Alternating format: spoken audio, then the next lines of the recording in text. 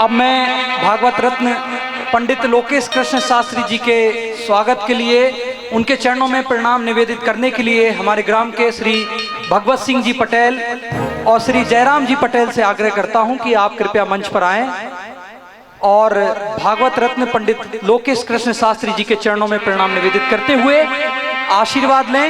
इतना दिया गुरुदेव ने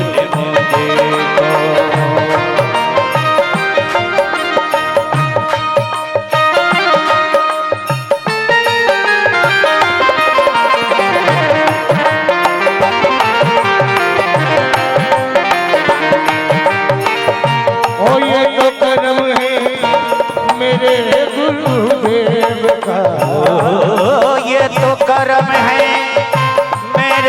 गुरुदेव का, ये तो कर्म है मेरे गुरुदेव जी का। मुझ में तो बात नहीं जितना दिया सरकार ने मुझको, जितना दिया सरकार ने मुझको, उतनी मेरी औकात नहीं जितना दिया गुरुदेव मुझको।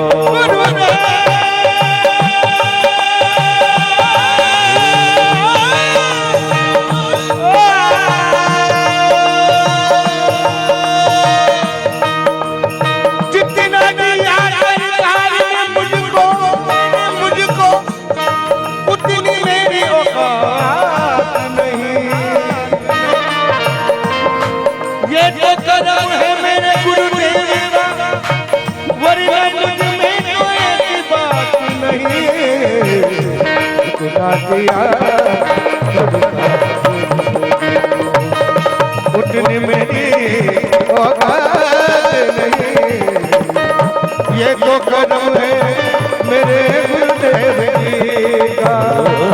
ये तो कर्म है मेरे गुरुदेव जी का। मुझ में तो बात नहीं इतना दिया गुरुदेव ने मुझको। स्वस्ति श्री गणेशाय नमः। श्री राधा कृष्णाभ्यां नमः। पुराण पुरुषोत्तमाय नमः। कुरु कृपां गुरौ दीनवत्सला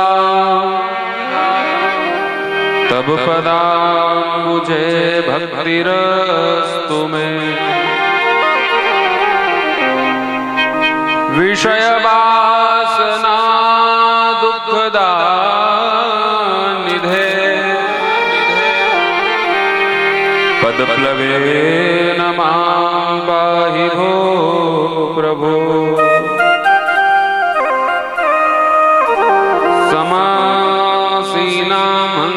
तुलवयुन भक्ति वितरिका सुमांगल्यं करतिं कलुषकुल संहार निरता। नमामि शानीतां मरणगत शोकाकुल जने कलावस्मिन् दीने नवनवलकामां भगवती।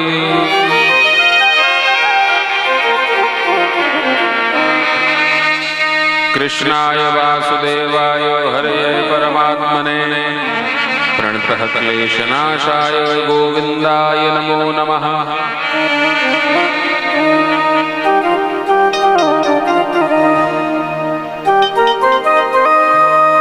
अतुलित बलधामं स्वर्णशैलावदेहं तनुज बलकृशानं ज्ञानिनामग्रगण्यं सकल गुण निधान वानराणामधीशं रघुपति प्रिय भक्तं वात जातं नमामि।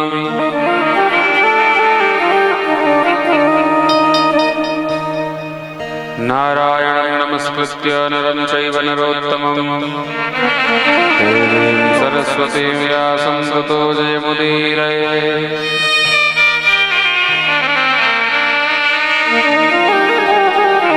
जय जय श्री राधा रमण, जय जय नवल किशोर, जय गोपीजित चोर प्रभु,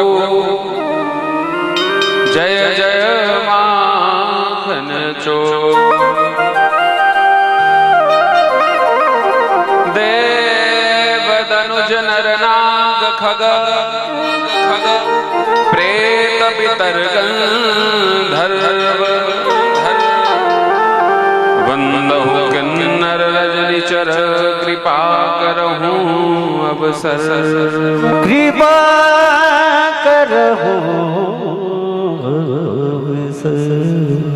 लेत सदा सुध दीन की सहज दया के धाम, जननी जनक लोकेश के प्रभु श्री सीताराम।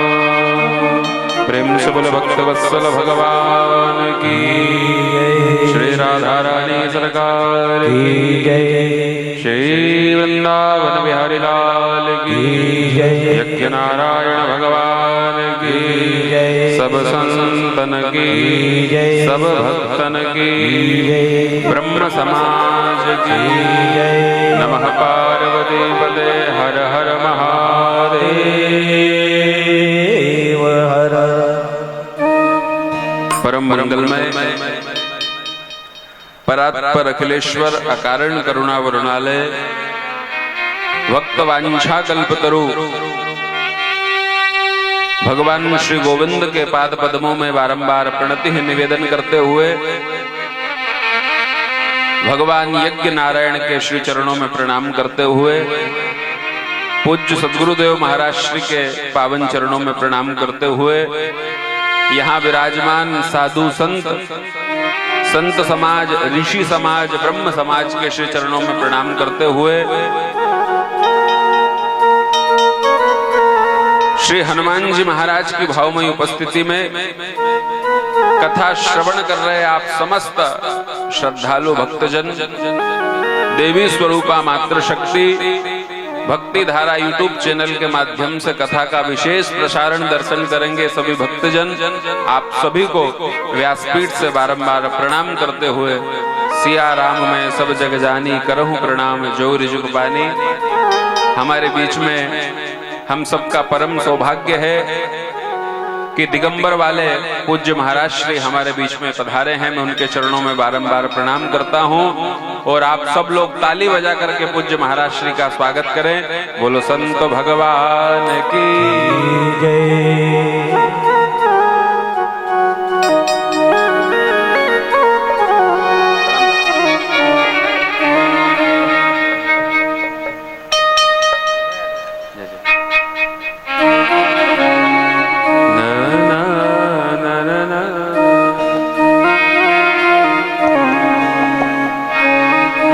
कथा में प्रवेश करें उसके पूर्व कुछ क्षण भगवान नाम संकीर्तन आप हम सब लोग मिलजुल करके करेंगे, तदुपरांत कथा में प्रवेश करेंगे।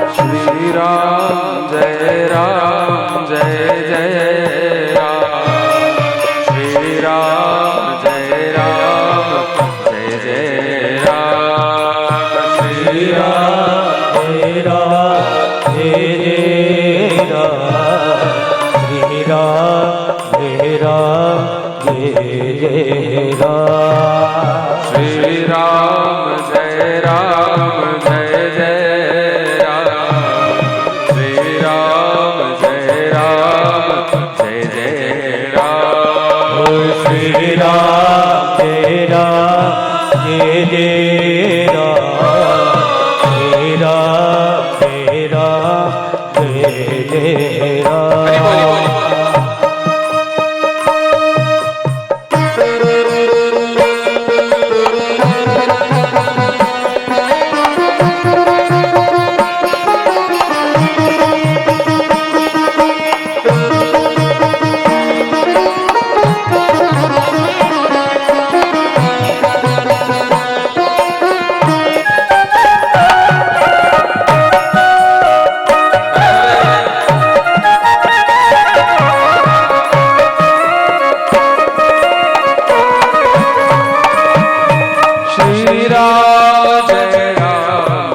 जय जय राम, श्री राम जय राम, जय जय राम। ओ श्री राम जय राम, जय राम, श्री राम जय राम, जय राम। श्री राम जय राम, जय जय राम, श्री राम जय राम, जय जय राम।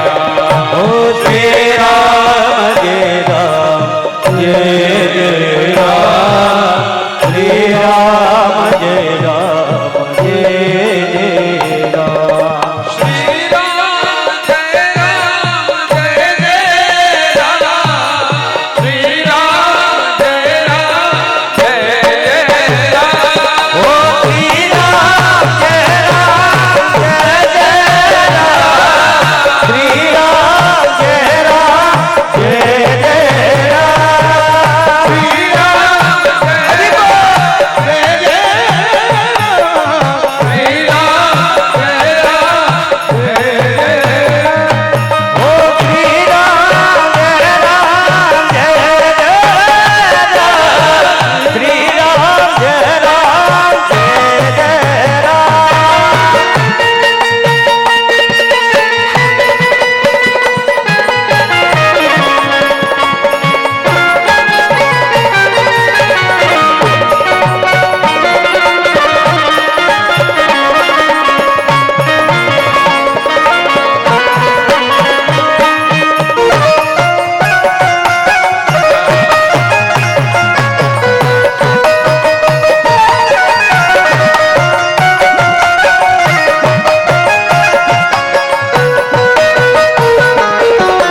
श्री राम जय राम, जय जय राम, श्री राम जय राम, जय जय राम। श्री राम जय राम, जय जय राम, श्री राम जय राम, जय जय राम, जय राम, जय राम, जय जय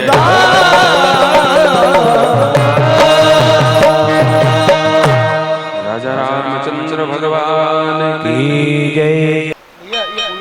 आइए आप हम सब लोग मिलकर के भक्तमाल के दिव्याति दिव्य चरित्रों का श्रवण करेंगे।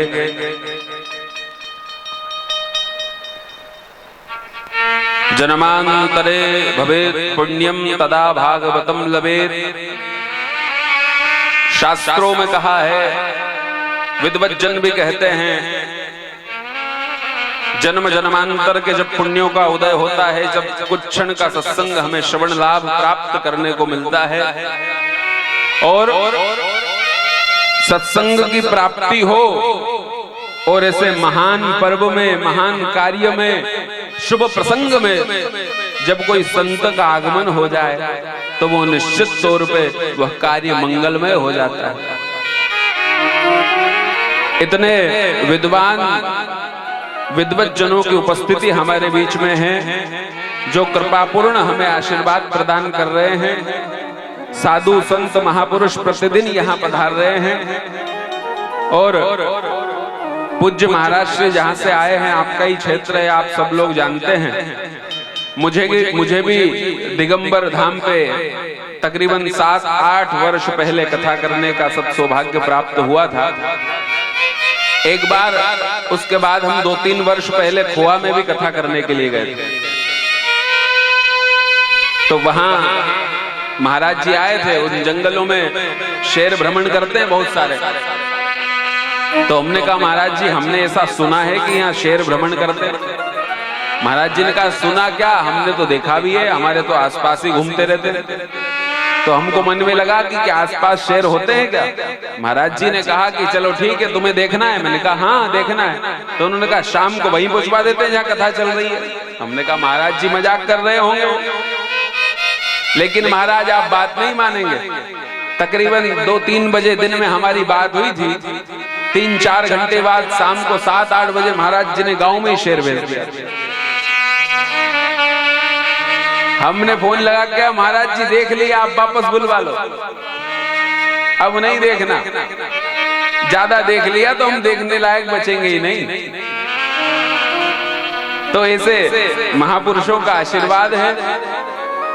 सारे संत समाज यहाँ पर उपस्थित है, विप्र समाज उपस्थित है, और जिनके सानिध्य में इस यज्ञ का ध्वजारोपण हुआ था, ऐसे परम पूज्य नागाजी महाराज और नागाजी महाराज के उत्तराधिकारी परम पूज्य श्री राजपुरी जी महाराज भी यहाँ उपस्थित है। मैं उनको भी प्रणाम करता हूँ। और हमारे सनातन की परंपरा रही है, उत्तराधिकारी कौन होता है साहब? उत्तराधिकारी जो योग्य हो वो उत्तराधिकारी होता है। हमारे सनातन में ये परंपरा नहीं कि पिता है तो उसका पुत्र ही उत्तराधिकारी हो।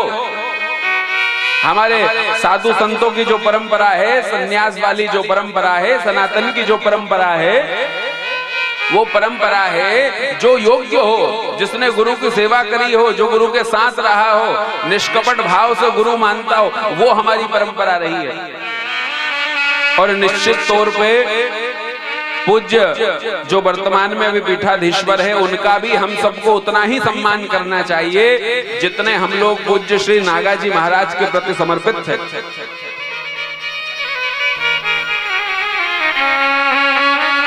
यज्ञाचार्य जी महाराज के माध्यम से प्रतिदिन हम लोग वैदिक मंत्रों का श्रवण लाभ प्राप्त कर रहे हैं।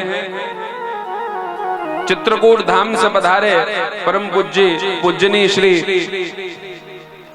कौशल किशोर जी अवस्थी जी, वो भी मंच पे प्रतिदिन यहाँ विराजमान हैं और जिनकी ऊर्जा से हम लोग यहाँ से कुछ बोल पाते हैं। ऐसा शुभ आशीर्वाद इन सब का मुझ पर है। और बड़ी बात नहीं है, मेरे जीवन का ये सत सौभाग्य है कि जितने भी महापुरुष होते हैं, साधु संत महात्मा लोग, वो निश्चित तौर पे इस दास पे कृपा कर ही देते हैं।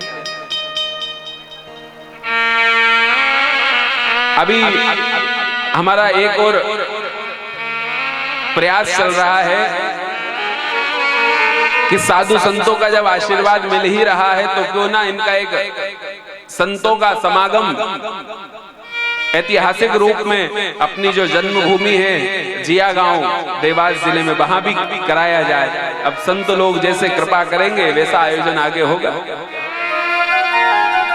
समय की अपनी मर्यादा होती है, इसलिए बहुत ज्यादा चर्चा आपसे कर नहीं सकते। ये सब चर्चा करेंगे तो समय उधर निकल जाएगा। कम समय में आपको बहुत कुछ सुनाना भी है। आज षष्ठम दिवस है, कल पूर्णाहुति है, और उसके पहले कुछ गर्मी की व्यवस्थाएं धीरे धीरे बढ़ती ही जा रही है, तो वो व्यवस्था भी हमारे कार्यकर्ता कर रहे हैं। तो हम लोग सीधे कथा में प्रवेश करें। भगवान की कथा क्या है? भागवत में कहा है, नवम स्कंद में एक श्लोक आया है। आज संजोग बस एकादशी भी है। आप सब लोगों ने अम्बरीश की कथा सुनी होंगी, राजा अम्बरीश। नवम स्कंद में भागवत कह रही है, सबई मनः कृष्ण पदारविंदयो भचांसि वैकुंठ गुणानुवर्णने करो हरो मंदिर मर्जनादिषु चकार तीर्थो श्रुतियत् कथोदये चकार तीर्थो श्रुतियत् कथोदये। भैया जहां भगवान की कथा होती है वहां दुनिया के सारे तीर्थ उपस्थित हो जाते हैं, सारे तीर्थ, सारे तीर्थ उपस्थित होकर के, और जहां कथा होती है वहां विराजमान हो जाते हैं। अब आप विचार करना, जब आप कथा पंडाल में आते हो तो कथा पंडाल में आने के बाद आपको कथा श्रवण का लाभ तो प्राप्त होता ही है, लेकिन जितने भी दुनिया में तीर्थ हैं उन सब तीर्थों का भी पुण्य लाभ हमें जीवन में प्राप्त हो जाता है। ये महिमा है कथा की। ये भूमि बड़ी अद्वितीय है जहां आप लोग बैठ करके कथा श्रवण कर रहे हैं। एक बार प्रेम से बोलो ना आप सब लोग, राधे राधे। पीछे वाले भी राधे राधे। आज आवाज कम क्यों आ रही है आपकी? अच्छा, फलार करके आए हो है ना, एकादशी है इसलिए। लेकिन देखो, रोज भोजन करते हैं उसका वजन निश्चित तौर पे 250 ग्राम होता है, लेकिन जिस दिन एकादशी होती है उस दिन अगर फलाहार का वजन तोड़ा जाए तो तकरीबन 500 ग्राम तो हो ही जाएगा। और देखो, भगत ऐसे भी होते हैं, हमारी शास्त्रोक्त परंपरा तो है कि बिल्कुल नियम से पालन करे, एकादशी करे, व्रत करे, अनुष्ठान करे। हाँ, एक विधा ये है, लेकिन एक दूसरी विधा भी है जहां कोई नियम नहीं होता, जहां प्रेम तह नियम नहीं, जहां नियम तह प्रेम। एक बार एक बड़ा सीधा साधा एक बालक था, घर परिवार में रहता था, 2-3 भाई थे, सबसे छोटा वही था। माता पिता बड़ा लगाव करते थे, लेकिन वो काम कुछ नहीं करता था। जो बड़े भाई थे उन्होंने कहा कि इसको खूब तुम लाड़ प्यार करते हो, लेकिन काम तो ये कुछ करता नहीं, इसको घर से भगा क्यों नहीं देते? बोले क्यों भगाए? बोले काम कुछ करता नहीं और खाता बहुत है। उसको एक ही बीमारी थी, क्या? बोले खाता बहुत था वो।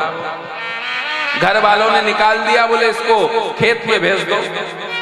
खेत में गया तो उसने सोचा कि जब अपन खाते हैं, अपने को कोई नहीं रोकता है, तो ये चिड़िया पशु पक्षी खा रहे, इनको मैं क्यों रोकूं? मैं किसी को खाना दे नहीं सकता तो किसी को रोक भी नहीं सकता। उसने कहा, राम जी की चिड़िया, राम जी को खेत, खाऊरी चिड़िया भर भर पेट। उसने भी नहीं रोका। अब घर वालों ने 2-3 दिन बाद आकर के देखा तो जितनी भी फसल थी वो सब नष्ट हो गई।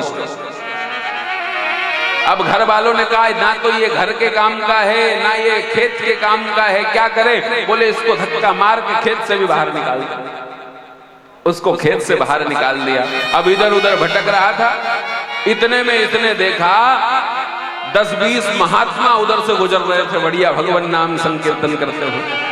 अब 10-20 महात्माओं को इसने देखा कि बढ़िया महात्मा जी सुंदर सुंदर वस्त्र पहने हुए थे, और ऐसा लग रहा था बढ़िया चकाचक खाए हुए महाराज। अब वो भगत कहने लगा, महाराज जी आप कहां से आए हो? कौन सा आश्रम है? हम भी आपके साथ रह सकते हैं क्या? महाराज जी ने कहा कि ये तो साधुओं का अखाड़ा है, कोई भी रहो, कोई पाबंदी थोड़ी ना, सब रहो। उसने कहा, पंगत वगैरह होती कि नहीं? बोले हाँ होती है, चलो। अब वो महात्माओं के साथ चला गया।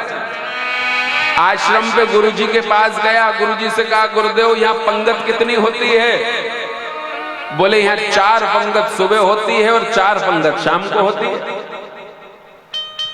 तो उसने कहा, महाराज जी अगर मैं चारों पंगत में बैठा रहूं तो कोई दिक्कत तो नहीं? मेरा पेट एक पंगत में नहीं भराता है। तो बोले 4 पंगत में भराता है। महाराज जी ने कहा, चारों पंगत में बैठे रहो। अब रोज खूब प्रेम से प्रसाद पाता था। जो टेंशन घर पे था वो यहाँ बिल्कुल भी नहीं है। खूब भगवान का भजन करो, आरती करो, नाम जप करो और खूब भोजन प्रसाद पाओ। अब वो जब खाता था तो क्या कहता था? दाने दाने पे लिखा है खानहार का नाम। तो साथ में जो लोग थे वो कहते थे, भैया तेरा नाम दाने दाने पे नहीं लिखा है, तू ऐसा मत बोल, दाने दाने पे लिखा है खानहार का नाम। तो क्या बोलूं? बोले ऐसा बोल, बोरे बोरे पे लिखा है खानहार का नाम। सब परेशान उसके खाने से। रोज सुबह में जाता था रसोई घर में, देखता था भोजन तैयार हो रहा है, खूब प्रसन्न हो जाता। लेकिन एक दिन क्या हुआ, जब 9-10 बजे रसोई घर में गया तो सारे चूल्हे ठंडे पड़े थे। उसने महाराज जी से आके कहा, महाराज जी ना तो कोई हलवाई दिखाई दे रहा है, ना कोई रसोईया दिखाई दे रहा है, आज कोई भोजन नहीं बनेगा। तो महाराज जी ने कहा कि आज तो एकादशी है और एकादशी को आश्रम में भोजन नहीं बनता, आज तो फलाहार करना पड़ेगा। बोले महाराज ये खाने के मारे तो घर छोड़ के आए थे, और यहाँ भी अगर भूखे रहे तो यहाँ रहने से मतलब क्या निकलेगा। महाराज जी ने कहा यहाँ नहीं बनेगा, अगर तुम बिना भोजन के रह नहीं सकते तो ये आटा सामान दाल ले जाओ और एक सरोवर के किनारे बैठ के भोजन बना लेना। भोजन बन के तैयार हो जाए तो भगवान को भोग लगा के हाथ जोड़ के खा लेना। बोले भोजन बना लोगे? वो कहने लगा, महाराज जी गुरु जी मरता क्या नहीं करता, भोजन के मारे मरे जा रहे हैं तो हम तो सब बना लेंगे। अब भोजन सामग्री लेकर के एकादशी के दिन वो सरोवर के किनारे पर गया और सरोवर के किनारे बैठ करके उसने बड़ा विचार किया कैसे भोजन बनाया जाए। जैसे तैसे करके भोजन बना के तैयार किया, और जब भोजन बन के तैयार हो गया तो उसको गुरुजी की बात याद आ गई। बोले गुरुजी ने कहा था कि जब भोजन बन जाए तो पहले भगवान को भोग लगाना और फिर खुद भोग लगाना। अब उसको ये नहीं पता कि भगवान का भोग केवल ऐसा लगता है जल घुमा दो, घंटी बजा दो, हाथ जोड़ लो, आंख बंद कर लो, हे भगवान भोग लगाओ, लग गया। अब उसने सोचा भगवान कोई होंगे, भगवान कोई होंगे, वो आएंगे मेरे साथ बैठ के खाएंगे तब भगवान का भोग लगेगा। बड़ा सीधा साधा था, सरल। अब भोजन बन के तैयार हुआ, कहने लगा हे भगवान, हे राम जी आ जाओ, भोजन बन के तैयार हो गया है। भगवान नहीं आए। अब ये तो परेशान हो गया, रोने लग गया, हे भगवान आप क्यों नहीं आ रहे हो? क्या मुझे मंत्र नहीं आते इसलिए नहीं आ रहे हो, या मेरे पास कोई चांदी की थाल नहीं है, घंटी नहीं है, पर्दा लगाने को नहीं है इसलिए नहीं आ रहे हो? क्या इसलिए नहीं आ रहे हो कि मुझसे आपका कोई परिचय नहीं है, मेरे गुरुजी रोज भोग लगाते थे, आज क्यों नहीं आ रहे हो? अब भगवान को गा गा के बुलाने लगा, ए राजा राम आइए, राजा राम आइए, मेरे भोजन का भोग लगा जाइए। गाइए, ताली बजाइए। राम आइए, मेरे भोजन का भोग लगा जाइए। राजा राम आइए, हो रघुवर राम आइए, मेरे भोजन का भोग लगा जाइए। राजा राम आइए, हो रघुवर राम आइए, मेरे भोजन का भोग लगा जाइए। और वो क्या कह रहा है भगवान, ना तो मेरे पास कोई चांदी का थाल है, ना कोई घंटी है, ना कोई पर्दा है, या तो सरोवर के किनारे बैठा हूं मैं। आचमनी अर्घ्यान आरती यहाँ यही मेहमानी, आचमनी अर्घ्यान आरती यहाँ यही मेहमान। क्यों आपको शब्द क्लियर सुना रहे हैं? अच्छे से आवाज आ रही पीछे वालों को भी? हाँ, ये पुरोहित जी की कृपा इसलिए आ रही है।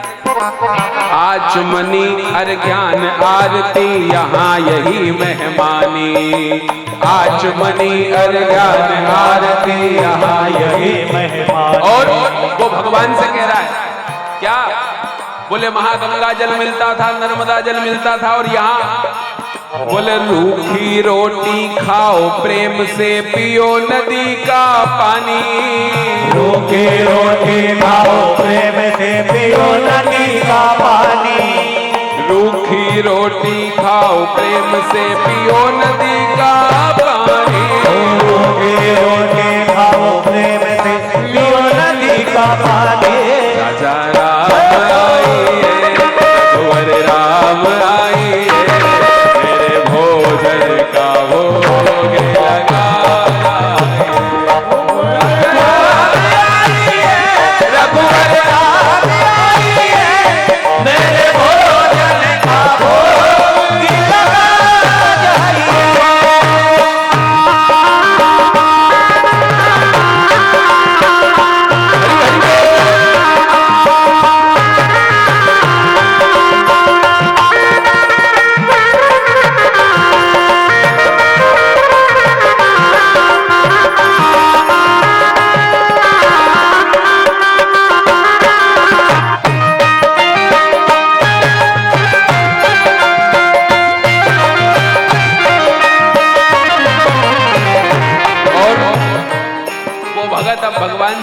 लाइन कह रहा है।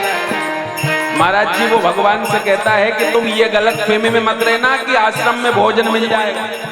बड़ा सरल था, वो जानता नहीं था कि भगवान क्या होते हैं। बड़ा सीधा साधा निष्कपट आदमी, सरल। वो भगवान से कह रहा है, बोले भगवान ये गलत फहमी में मत रहना कि तुमको आज आश्रम पे रोटी मिलेगी पकवान। तो वो भगवान से कहने लगा, है प्रभु भूल करोगे यदि तज दोगे भोजन रूखे सूखे। भूल करोगे यदि तज दोगे भोजन रूखे सूखे। अगर मैंने बुलाया और आप नहीं आए तो भूल करोगे यदि तज दोगे भोजन रूखे सूखे। हाँ भूल करोगे यदि तज दोगे भोजन रूखे सूखे। और आज क्या है पता है भगवान आपको? एकादशी आज मंदिर में बैठे रहोगे भूखे। एकादशी आज मंदिर में बैठे रहोगे भूखे। बोले रोज जहाँ आपको भोग लगता है ना, वहां तो आज एकादशी है, वहां फलाहार बन रहा है, भूखे मर जाओगे। एकादशी आज मंदिर में बैठे रहोगे भूखे। एकादशी आज मंदिर में बैठे रहोगे। इसीलिए राजा राम आए हैं, रघुवर राम आए हैं, मेरे भोजन का भोग लगा। ओ राजा राम आए हैं, रघुवर राम आए हैं, मेरे भोजन का भोग लगा जाइए।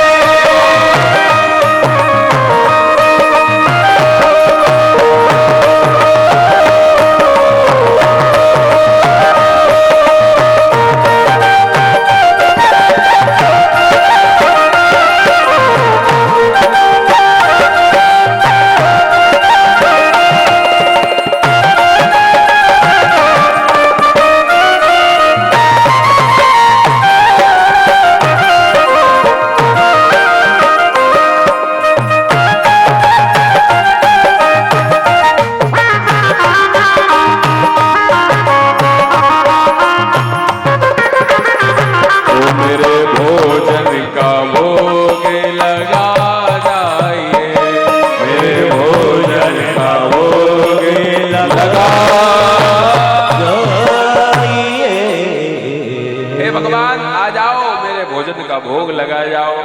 इतने में भगवान प्रसन्न हो गए और भगवान पधार गए। बोलो रामचंद्र भगवान की जय। लेकिन भगत ने जैसे ही देखा कि भगवान आ रहे हैं, क्या देखा भगत ने? बोले भगवान श्री राम पधारे हैं और भगवान श्री राम के साथ माता जानकी पधारी है। राम वाम दिशि जानकी, वामांग में स्वयं जानकी जी पधारी है राम जी के साथ। वो भगत ने पूछा, सीधा साधा था, बोले भगवान आप ही हो क्या? भगवान ने कहा हाँ हम ही भगवान हैं, हम ही है भगवान। अच्छा आप आए हो, आपका स्वागत है, लेकिन आप साथ में कौन को लेके आए हैं? भगवान ने कहा हम कहीं अकेले नहीं जाते, तो हमारी शक्ति, हमारी अर्धांगिनी शक्ति साथ जाती है। और भगवान से कभी भगवान की शक्ति अलग होती नहीं है। ये तो केवल कथाओं के प्रसंग हो सकते हैं, लेकिन भगवान के साथ भगवान की आह्लादिनी शक्ति हमेशा विराजमान होती है। जैसे शब्द से अर्थ को अलग नहीं किया जा सकता, चाहे राम जी हो, चाहे शिव जी हो, चाहे कन्हैया जी हो, कोई भी हो, भगवान के साथ भगवान की शक्ति हमेशा विराजमान रहती है। इसके प्रमाण कई जगह मिलते हैं हमें। रघुवंश महाकाव्य में कालिदास जी कहते हैं, बागर था विव संप्रक्तौ वागर था पतिपतये, जगतः पितरो वंदे पार्वती परमेश्वरौ। जगत के माता पिता पार्वती और शिव कैसे मिले हैं? बोले जिस प्रकार से शब्द में अर्थ छिपा हुआ है, वैसे ही भगवान मिले हुए, अलग नहीं है। राम और सीता कैसे मिले हुए हैं? गोस्वामी जी कहते हैं, गिरा अरथ जल बीच सम, कय्यत भिन्न न भिन्न, बंदौ सीता राम पद जिन्हि परम प्रिय खिन्न। राम जी ऐसे मिले हुए हैं जैसे मिट्टी में एक बूंद जल की गिर जाए तो मिट्टी को जल से अलग नहीं किया जा सकता, जल को मिट्टी से अलग नहीं किया जा सकता, वैसे ही भगवान राम और जानकी मिले हुए हैं। और श्री राधा कृष्ण कैसे मिले हुए हैं? बोले सच्चिदानंद रूपाय विश्वोत्पत्त्यादि हेतवे तापत्रय विनाशाय श्री कृष्णाय वयम नुमः। जहां श्री लग गया यानी अल्लादिनी शक्ति का आगमन हो गया। राधा कृष्ण कैसे मिले? मेरी मैया लोग गाती है, राधा रानी चंदा तो चकोर है बिहारी, राधा रानी मिश्री तो स्वाद है बिहारी। बताओ, स्वाद को मिश्री से अलग किया जा सकता है क्या? कहीं चंद्रमा को अपनी चकोर से अलग किया जा सकता? राधा रानी जल तो तरंग है बिहारी, जल को तरंग से अलग नहीं किया जा सकता, वैसे ही भगवान को भगवान की शक्ति से अलग नहीं किया जा सकता, एक साथ है। और भोलेनाथ के बारे में तो यहां तक कहा है, कथा में जिन दो चीजों की आवश्यकता होती है, हम कोई भी कार्य करें तो दो चीज जरूर होनी चाहिए हमारे जीवन में, हमारे मन में। भवानी शंकरो वंदे श्रद्धा विश्वास रूपिणो याभ्याम बिना न पश्यन्ति सिद्धा स्वान्तस्तमीश्वर। श्रद्धा और विश्वास होना बहुत जरूरी है। किसी डॉक्टर के पास जाओ तो डॉक्टर की गोली दवा में, डॉक्टर के बताए गए नियम में हमारा विश्वास होना चाहिए कि इससे ये जो नियम बताएगा, दवाई देगा, उससे फायदा होगा, तभी होगा। कथा सुनने जा रहे हो तो मन में श्रद्धा और विश्वास दोनों होना चाहिए। सती जब भोलेनाथ के साथ कथा सुनने के लिए गई तो जब वहां श्रद्धा और विश्वास की कमी थी तो वक्ता के ऊपर संशय हो गया। अंततोगत्वा अपने प्राणों का परित्याग करना पड़ा। इसलिए कथा में भी श्रद्धा और विश्वास की आवश्यकता होती है। दोनों को देखा, भगत ने कहने लगा, महाराज आप आए हो, आपका स्वागत है, लेकिन मैंने भोजन 2 लोगों का बनाया था। आज भगवान भी जैसा वो सीधा है ना, भगवान भी वैसे ही उसके आनंद लेने लगे। कभी कभी भगवान भक्त के मुताबिक बन जाते हैं। ध्यान से सुनना आप लोग, भगवान कभी कभी जैसा भगत होता है ना वैसे ही भगवान बन जाते हैं। प्रहलाद को जरूरत लगी तो वही भगवान नरसिंह बन गया, ध्रुव को जरूरत लगी तो वही भगवान श्री हरि के रूप में आ गए, मीरा को जरूरत लगी तो जहर के प्याले से प्रकट हो गया, द्रौपदी को आवश्यकता लगी तो वही भगवान वस्त्र बन गया, धन्ना जाट को जरूरत लगी तो वही भगवान हाली बन गया। जिसको जहां जैसी जरूरत लगती है भगवान उसी रूप में पधार जाते हैं। आज भगवान पधारे, बोले वो भगत कहने लगा, मैंने 2 का भोजन बनाया था, अपन 3 हो गए, एक आपकी श्रीमती और एक मैं, अब भोजन कैसे बांटेंगे? लेकिन पहले आप खाओ क्योंकि आप भगवान हो। भगवान को भोजन कराया, श्री जानकी जी को भोजन कराया, और अब उसके लिए मात्र 2 टिक्कड़ बचे थे, बाकी सब भगवान ने खा गए। देखो, बड़े बड़े योगी यति भगवान के लिए 56 भोग लगा के, बड़े बड़े भगत लोग दरबार सजा के बैठे हैं, लेकिन जहां भगवान एक ग्रास का भोग नहीं लगाते। और आज ऐसे सीधे सरल भगत के यहाँ भगवान टिक्कड़ खा रहे नदी के तट पे बैठ के। क्या प्रेम है हमारा।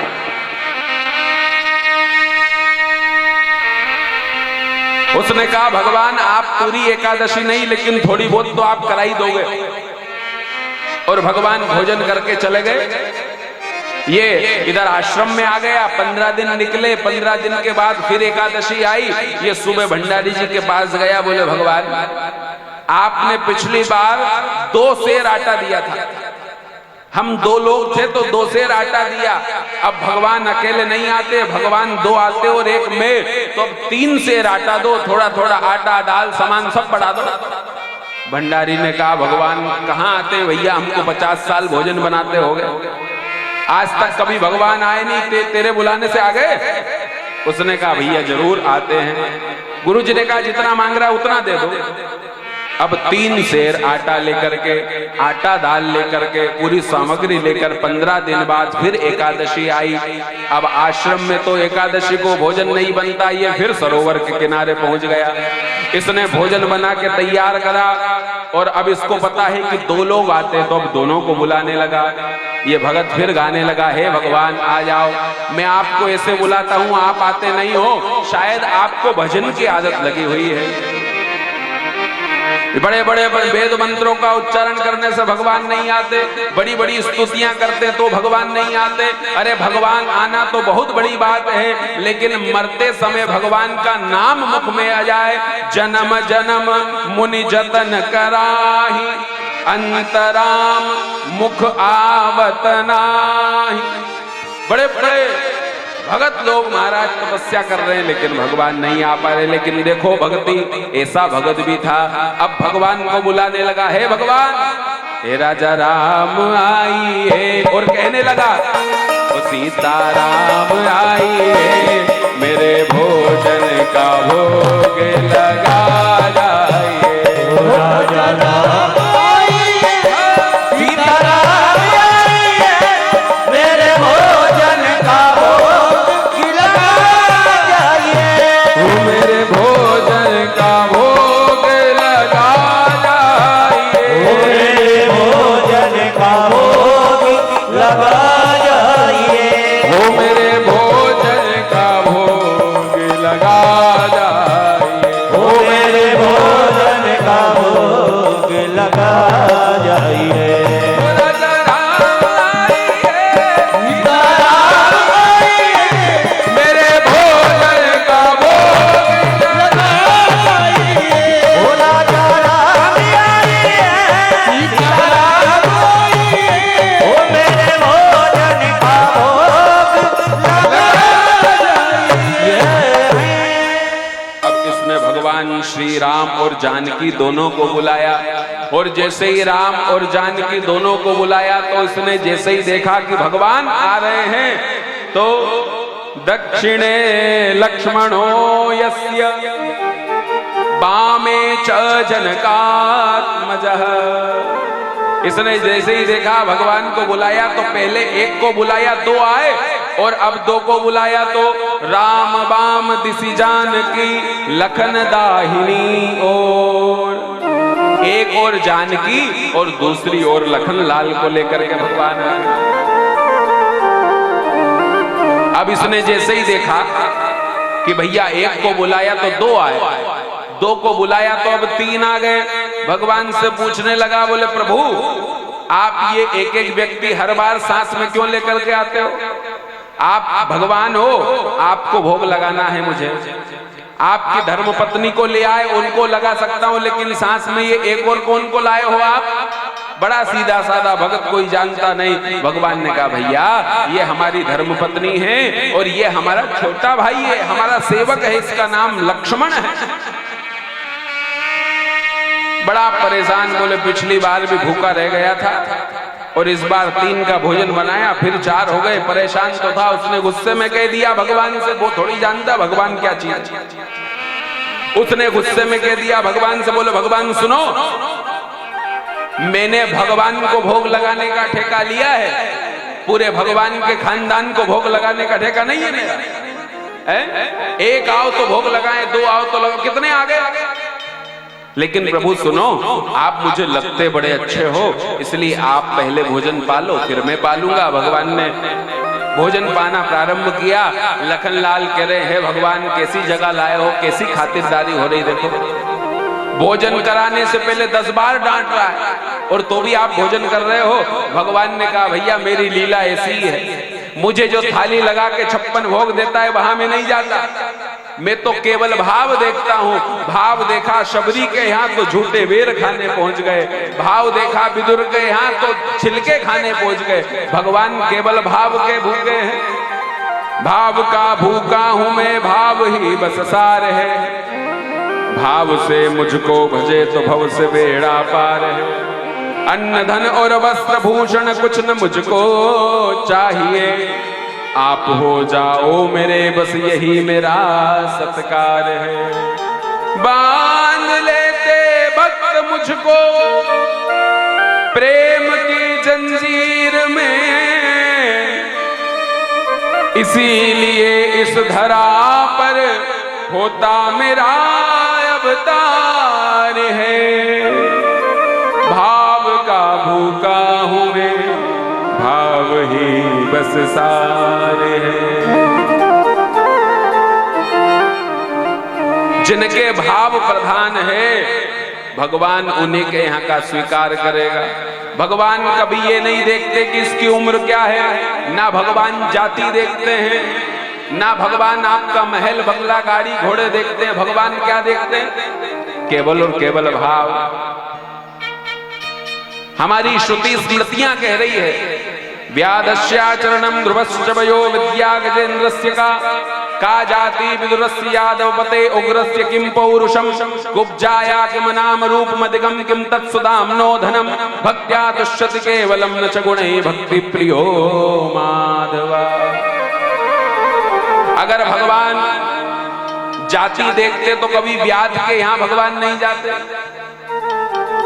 भगवान कभी विदुर के यहाँ नहीं जाते, और भगवान अगर उम्र देखते तो ध्रुव के यहाँ भगवान नहीं जाते, भगवान अगर जाति देखते तो निषाद राज के यहाँ भगवान नहीं जाते, तो भगवान अगर सुंदरता देखते तो कुब्जा को तो भगवान कभी मिलते ही नहीं है? भगवान ये देखते कि केवल इंसानों को मिलूंगा, तो फिर भगवान ने जटायु को क्यों हृदय से लगाया? भगवान ये देखते कि केवल जो धर्मात्मा है उसको मिलूंगा, तो फिर भगवान ने अजामिल पे कृपा क्यों करी? अगर भगवान ये देखते कि जो सर्वांग सुंदर है मैं उसको मिलता, तो कुब्जा जैसे बहुत सारे भक्तों की कथा है। लेकिन भगवान ये सब नहीं देखते। भगवान भक्त्या तुष्यति केवलम न च गुणै भक्ति प्रियो माधवा। भगवान केवल और केवल हमारे अंदर की भक्ति देखते। और आपको एक चीज मैं बता दूं, दुनिया में सब चीज नापने की मशीन आ गई है। दुनिया में आपके अंदर शुगर कितनी है ये आपको मशीन चेक करके बता देगी। आपका ब्लड प्रेशर कम है या ज्यादा है, ऐसी मशीन भी दुनिया में आ गई। आपके अंदर खून कम है या ज्यादा है, ऐसी मशीन भी दुनिया में है, आपको बता देगी।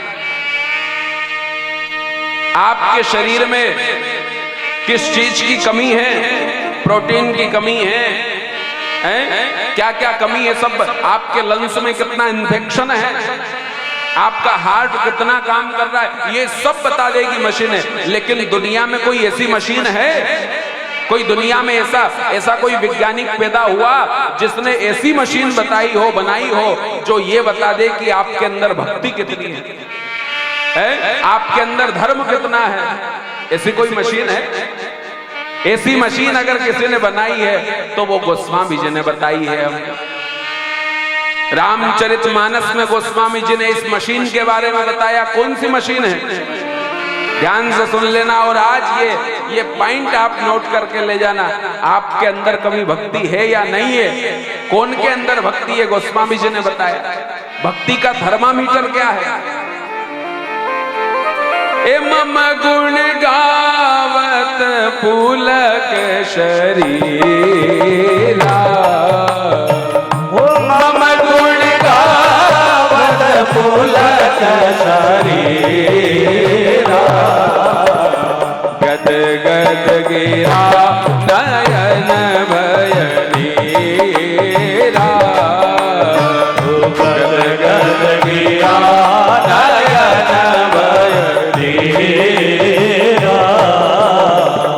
गोस्वामी जी कह रहे ये भक्ति का थर्मामीटर है, नोट कर लेना।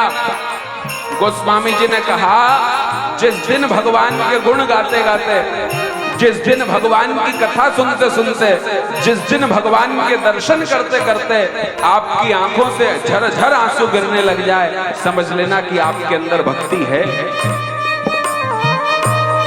कथा में कितनी आपको हंसी आ रही है उससे कोई मतलब नहीं है, कथा में कितने लोग बैठ रहे हैं उससे कोई मतलब नहीं है।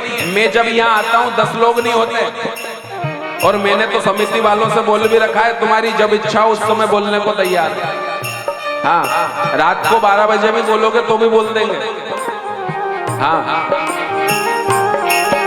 ये थोड़ी ना कि आगे लगाओ कि पीछे लगाओ कि ना, इसका कोई टेंशन ही नहीं है। क्यों? कोई श्रोता रहे या ना रहे, हम एक श्रोता अपने साथ साथ है ठाकुर जी। कोई दूसरा सुनने वाला हो या ना हो उससे क्या फर्क पड़ता है? एक श्रोता तो साथ में ही आते हैं ना ठाकुर जी, उनको ही सुना देंगे। जिस दिन कथा सुनते सुनते, जिस दिन भगवान की पूजन करते करते, जिस दिन भगवान के दर्शन करते करते तुम्हारी आंखों से आंसू गिरने लग जाए तो समझ लेना कि आपके अंदर भी भक्ति है। मम गुण गावत पुलक शरीरा, मम गुण गावत पुलक शरीरा, गद गद गिरा नयन भय नीरा, गद गद गिरा नयन भय नीरा।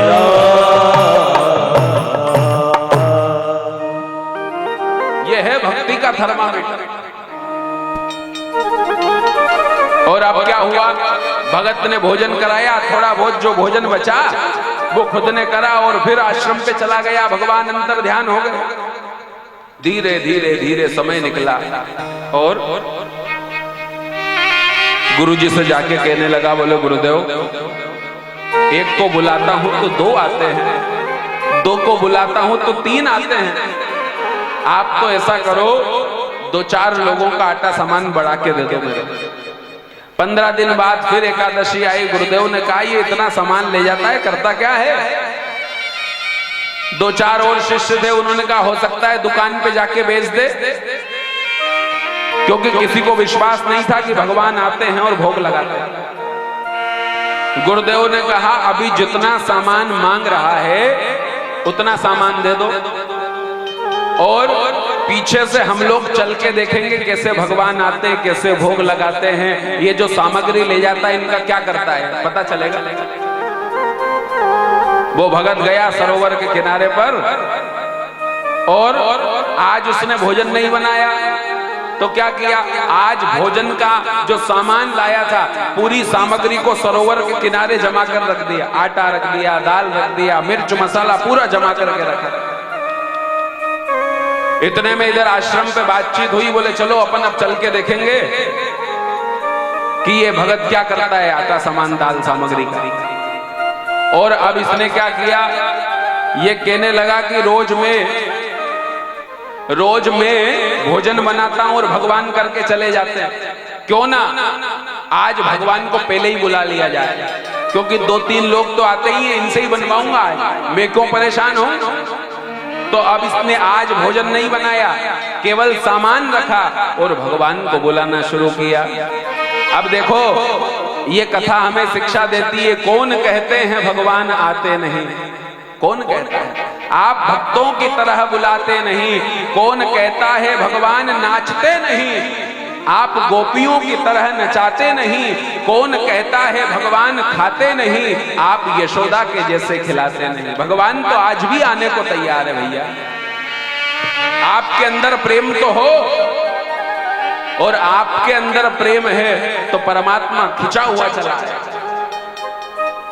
क्योंकि प्रेम परिचय को पहचान बना देता है, प्रेम वीराने को गुलिस्तां बना देता है।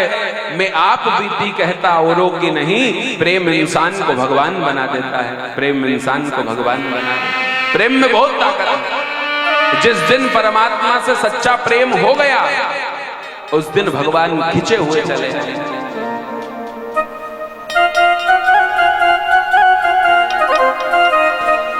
हो जरा तार से तार मिला के तो दे, जरा तू प्रेम की लो तो जला। भगवान से तार कब जुड़ेगा?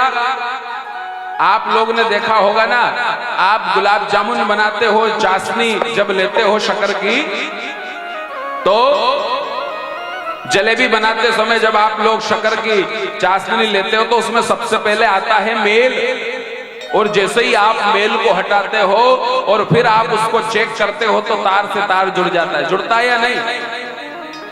जुड़ जाता है।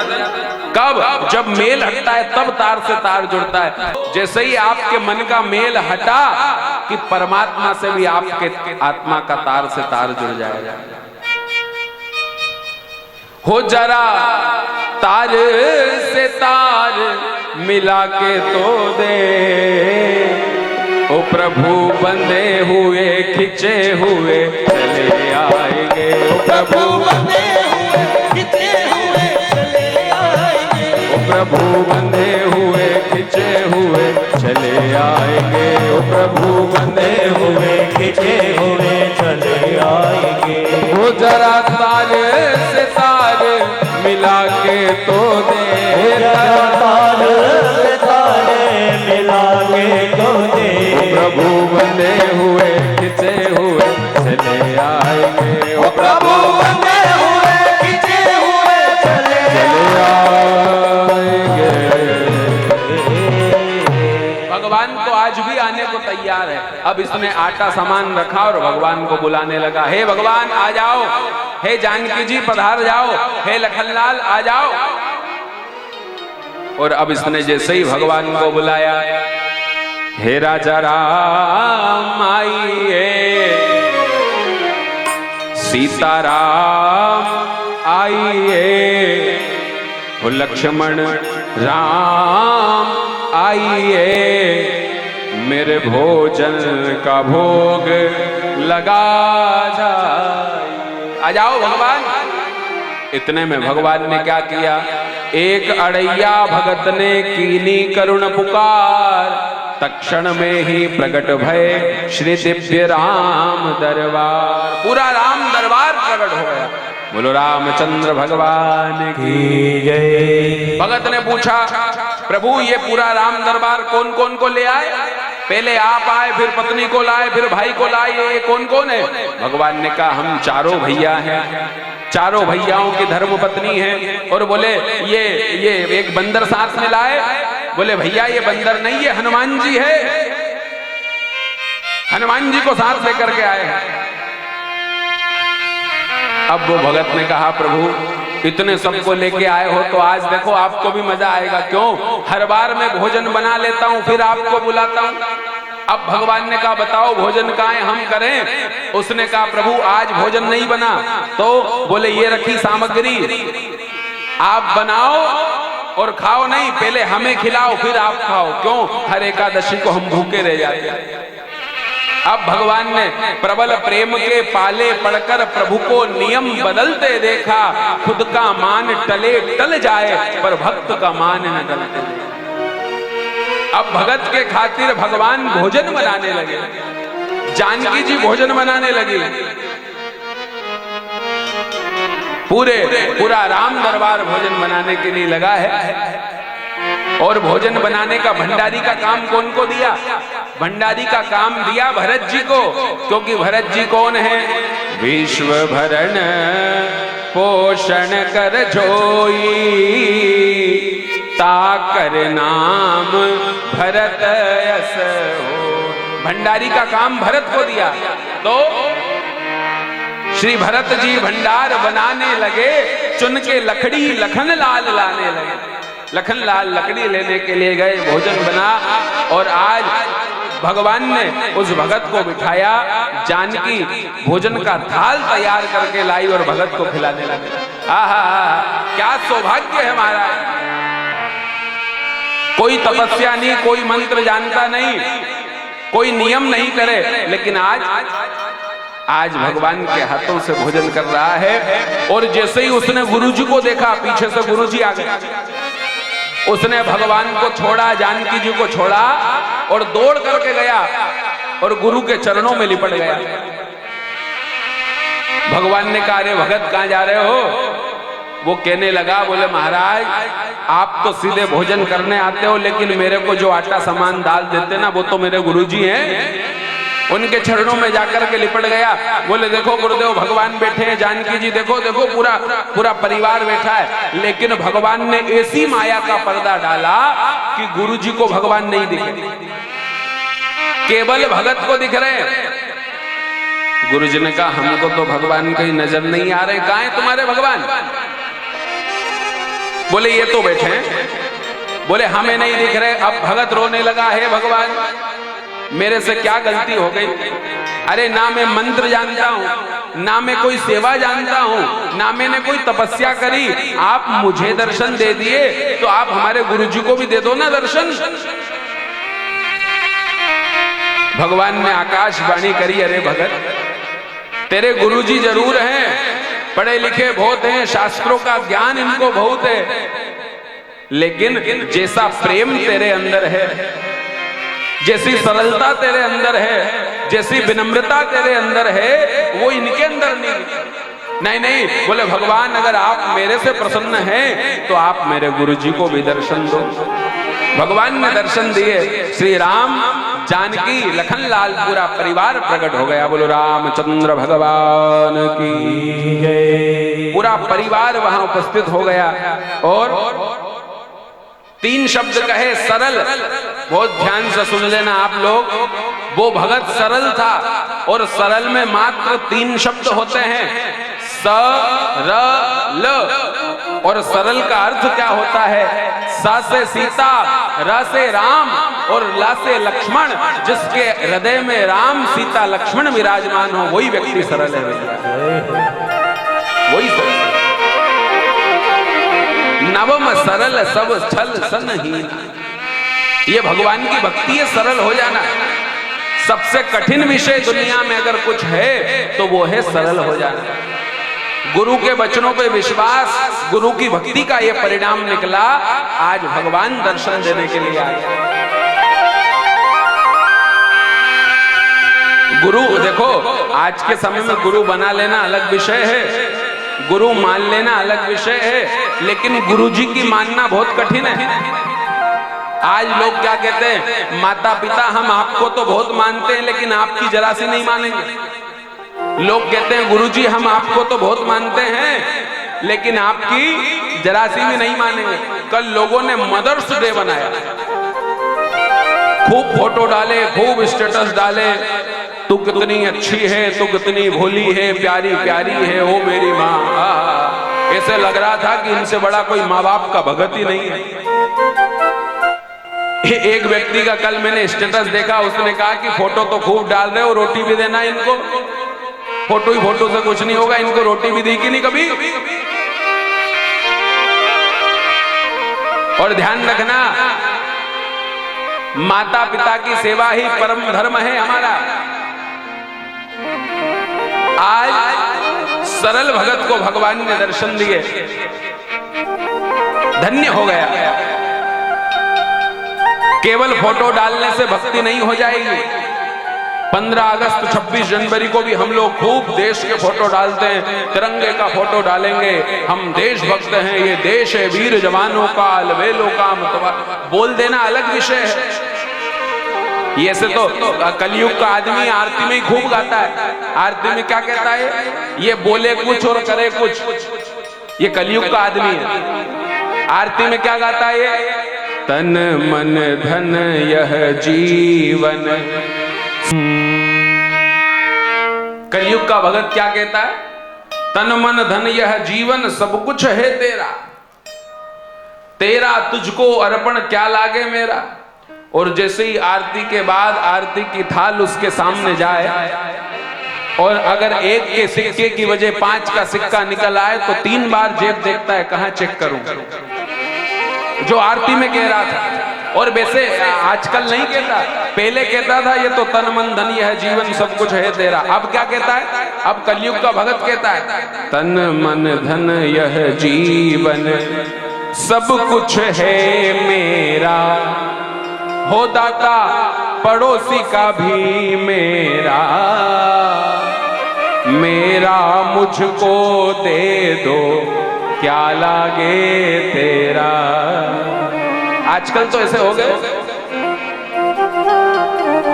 नवरात्र आएगी तो खूब ताली ठोक ठोक के गाएंगे, नहीं मांगते धन और दौलत, ना चांदी ना सोना, हम तो मांगे माँ तेरे मन में एक छोटा सा कोना। जिनने माँ को कभी जीवन में ढोक नहीं दी, जिन्होंने गर्भ में कन्याओं को सुन के कन्याओं का गर्भपात करा दिया, जो कन्याओं को गंदी नजर से देखते हैं, वो लोग कहते नहीं मांगते धन और दौलत। धिक्कार है तुम्हारा। 26 जनवरी आएगी तो खूब स्टेटस लगाएंगे, हम देश प्रेमी हैं। इससे कुछ नहीं होगा। हमेशा एक बात याद रखना, हमें प्रतिदिन 12 महीने एक बात स्मरण करके रखनी पड़ेगी कि हमारा जन्म जिस देश में हुआ है यह भारत देश है, यह हमारी माँ है। हमेशा भारत राष्ट्र और भारत राष्ट्र की संस्कृति पर हमें विचार करना चाहिए, हमेशा समर्पित रहना चाहिए। सनातन वैदिक धर्म है हमारी परंपरा।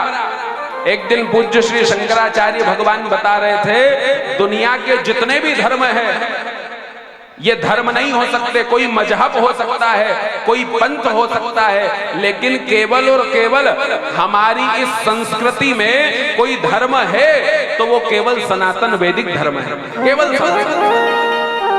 और वो सनातन वैदिक धर्म की परंपरा है हमारी। आज भारत को हिंदू राष्ट्र बनाने के लिए पूज्य श्री बागेश्वर सरकार पूरी देश दुनिया से लड़ाई कर रहे हैं और हम सबको उनके साथ खड़े रहना चाहिए, क्योंकि हमारा राष्ट्र है भारत राष्ट्र। बड़े बड़े देश का आपने नाम सुना होगा, पाकिस्तान, यूरोप, ऑस्ट्रेलिया, लेकिन किसी के नाम के आगे या पीछे माता शब्द नहीं लिखा है।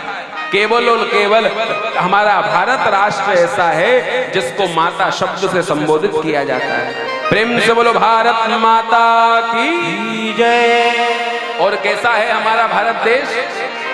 सरजमी ये भारत की जिसका कोई नहीं सानी है, इसे देख विदेशी ललचाते मुंह में भर लाते पानी है। ये भारत देश है। आप कहते हो अमेरिका अच्छा, ना ना, हमारा भारत अच्छा। सरजमी ये भारत की नहीं कोई इसका सानी है, जिसे देख विदेशी ललचाते मुंह में भर लाते पानी है। सच्चे सपूत वो भारत के बड़े वीर बलिदानी हैं।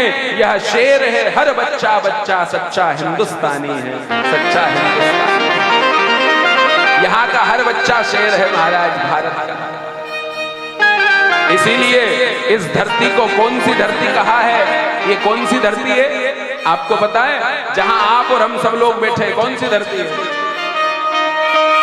ये धरती? जहां आप हम सब लोग बैठे, ये मध्य प्रदेश, आमोन, सीहोर अलग विषय, लेकिन हम जहां बैठे हैं ये वो धरती जहां ऋषि मुनि जपते हरि नाम की माला। हरि ओम हरि ओम हरि ओम हरि ओम। ये वो धरती जहां ऋषि मुनि जपते हरि नाम की माला, जहां हर बालक एक मोहन है और राधा एक बाला, और राधा एक बाला। वो जहां सूरज सबसे पहले आकर डाले अपना डेरा, ऐसा भारत देश है मेरा, मेरा भारत देश है मेरा। भारती है भारती है भारती है भारती।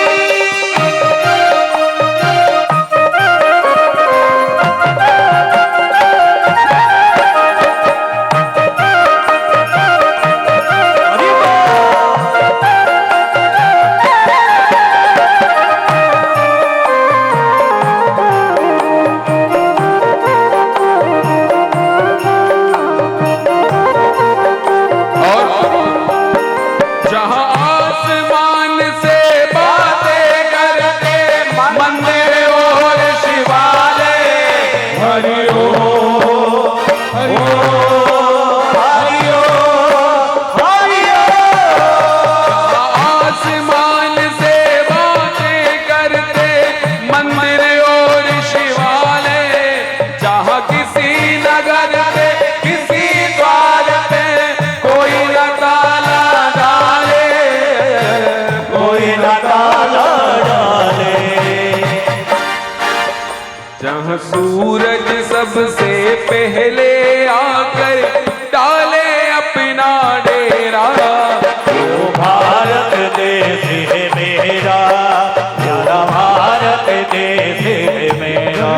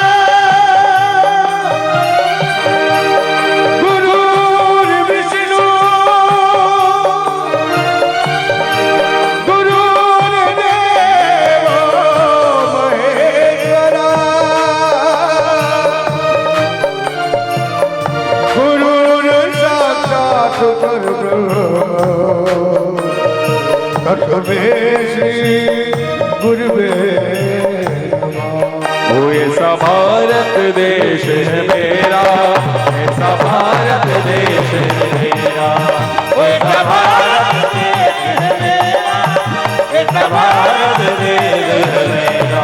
वो जहाँ सत्य अहिंसा और धर्म का पग पग लगता मेला, ऐसा भारत देश है मेरा, ऐसा भारत देश है मेरा।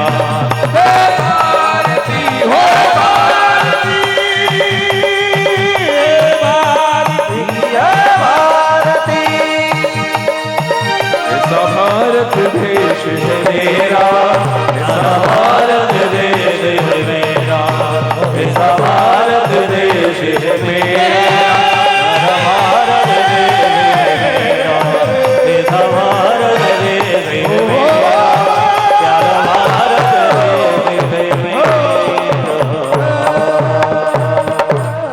बोलो भारत माता की जय।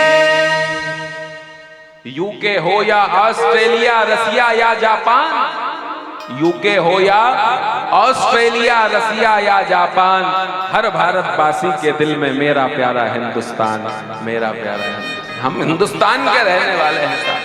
और एक बात ध्यान रख लेना, लोग कहते हैं विधर्मी लोग हमें डरा रहे हैं, विधर्मी लोग हमारे धर्म को क्षति पहुंचा रहे हैं।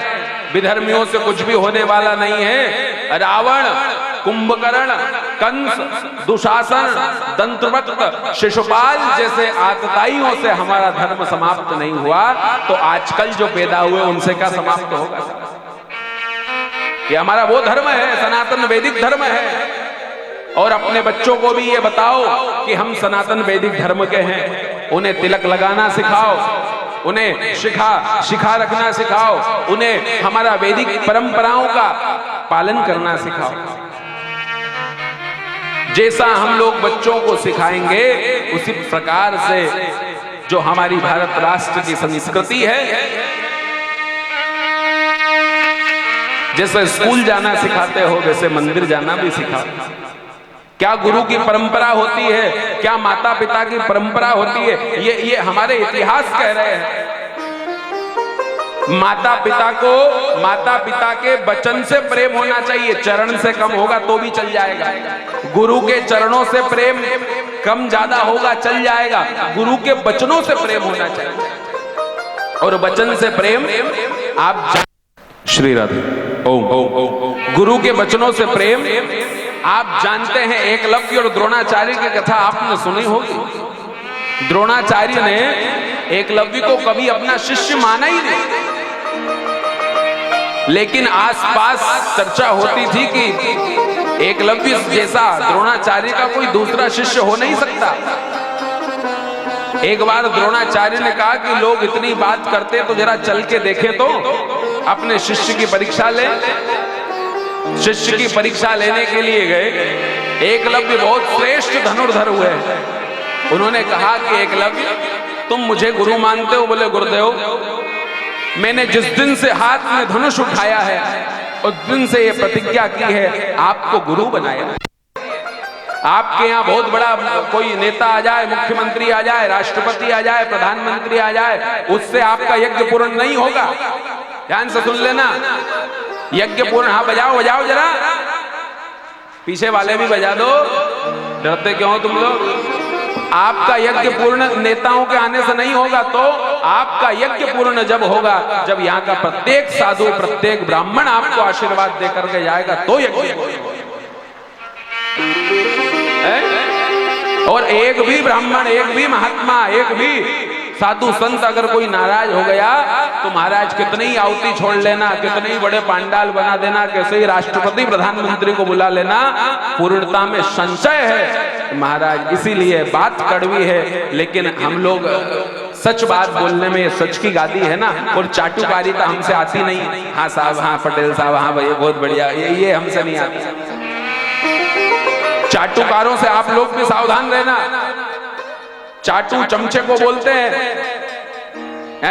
और चमचा जिस पात्र में जाता है, अगर एक पात्र में 20 गुलाब जामुन रखे हो, जब तक उसमें चमचा नहीं जाएगा एक भी बाहर नहीं आ सकती। जैसे ही चमचा गया कि खाली होना शुरू हो जाता है। ऐसे ही चाटुकार होता है। इसीलिए इन सब चीजों का आप लोग ध्यान रखना। वैसे ये सब चीजें बोलना नहीं था, लेकिन महाराज रहा नहीं गया हमसे, इसलिए बोल दिया। और कथा जहां तक हुई वहां तक ठीक है। अब वाणी रूपी पुष्प परमात्मा के चरणों में समर्पित करें। 2 मिनट भगवान नाम संकीर्तन करते हुए आप हम सब लोग वाणी रूपी पुष्प को भगवान के चरणों में समर्पित करें। बोलो वृंदावन बिहारी लाल की। श्री राम जय जय राम, श्री राम जय जय राम, श्री राम जय जय राम, श्री राम जय जय राम, श्री राम जय जय राम, श्री राम जय जय राम, श्री राम जय राम,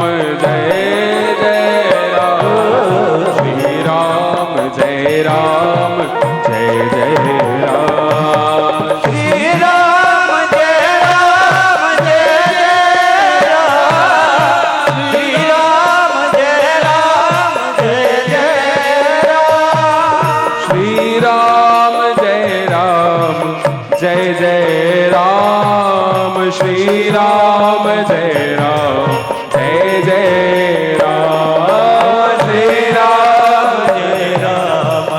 जय राम, श्री राम जय जय राम, श्री राम जय राम, ओ श्री राम जय राम, ओ श्री राम जय राम, जय श्री राम जय जय राम। उठा के दोनों हाथ।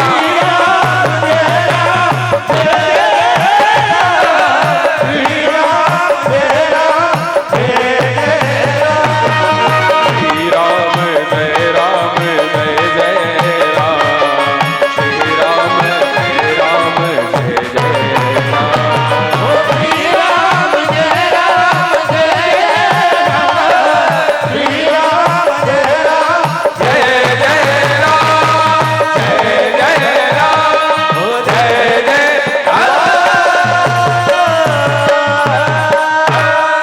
बोलो रामचंद्र भगवान की जय। आप सभी महापुरुषों के चरणों में प्रणाम करते हुए कल तक के लिए जय जय श्री राधे, जय जय श्री श्याम।